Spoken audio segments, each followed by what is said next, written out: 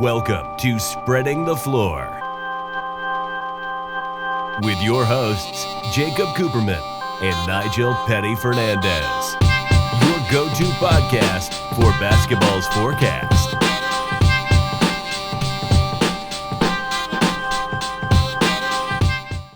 I'm putting that out there. I gotta say, I would give it to KD before I gave it to Embiid. That's just how I feel.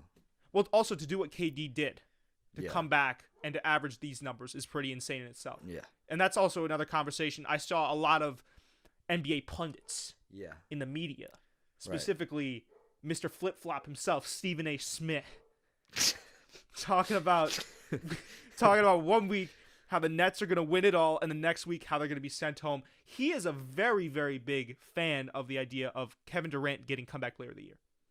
Or, excuse me, comeback is that? Most Most improved, yeah, excuse me. Just because of his comeback. I can't call him most improved because he wasn't playing last year. Yeah, anyone would improve after sitting on. Yeah, he was laying in a hospital bed. But that's also the thing, though. It's not like he didn't. It's not like he's like Kyrie, where he was out. Well, Kyrie wouldn't sit out for an entire season. So then every rookie should get most improved.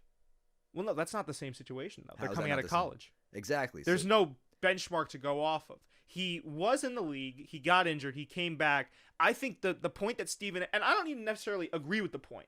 I'm just being. You're expressing the point. You're I'm defending expressing it, yeah. and playing I might devil's advocate. I might even cape for the point a little bit. Okay. I might even cape for the point a little bit. I think that if you have a guy like KD that was very, very dominant, of course, we all know that he went to the Golden State Warriors, but he's always been dominant over the course of his career. Probably one of the best scorers of all time. He gets injured, and he comes back. And a lot of guys, mind you, this is well documented in NBA history. A lot of guys will come back from that Achilles tear and not be even half of what they were.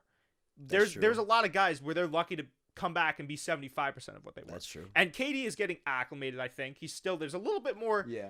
getting little used more to pass first. That's also who he's playing with. But by and large, like, this is still the same KD I feel like we've seen, and he's been so dominant. So I can almost understand where Stephen A. I still think in the pitch meetings or the pre-production meetings, they obviously, I mean, like, what we do, right, we're just organic. If we have a point, we're not going to take a stance just because the other one takes a stance, but that's what I think they do personally. Yeah, well, they have to. A guy is paid to be wrong and another guy is paid to be right in the eyes of the public, and then they each take their own stance. But I could see maybe where Stephen A. Smith is, but I also see where you're coming from, where it's like, yeah, sure, dude, if a guy is laying in a hospital bed and then he comes back, but I still think it's very, very impressive that he's able to drop around 20 points per game, 25 points per game. Right. So that's a 25 point per game difference from last year.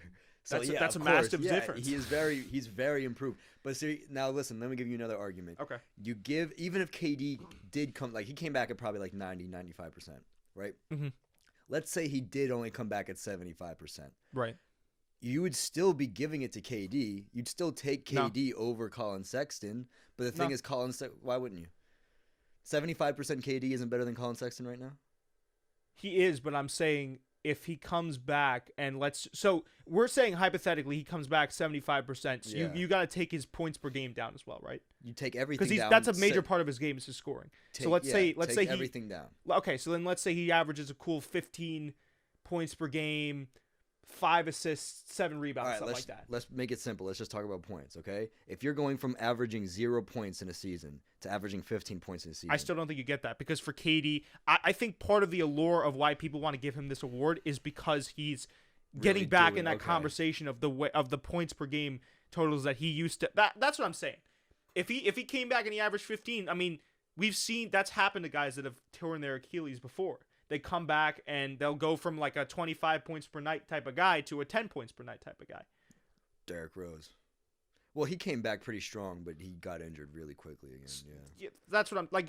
It's just something you need to look at the fact that Durant is a pure scorer, and he's doing pretty much all the same stuff he was doing before the injury. Yeah, but now he's even more of a leader now. That's what I'm saying. His low post fade. Yeah. When they get it down, and I know the Nets love to run that play. Yeah, and every time I see KD, you know what I'm saying? I'm gonna go up for it. Oh, you love doing this. Whenever he gets up there in the and then he's, you know what I'm saying? He backed up. Right. Right. Little shimmy, and then he does that. he does that picture perfect fadeaway. Yeah. Are you kidding me? Yeah. Well, you can't guard that. You can't guard that. His arms are too like freakishly long. He's got Slenderman Yeah. arms. So but that's what I'm saying. I think that plays into it. Like if he came back and he was only averaging 10 points per game, yeah, I'm definitely gonna factor more. And I still don't necessarily think he's gonna get it.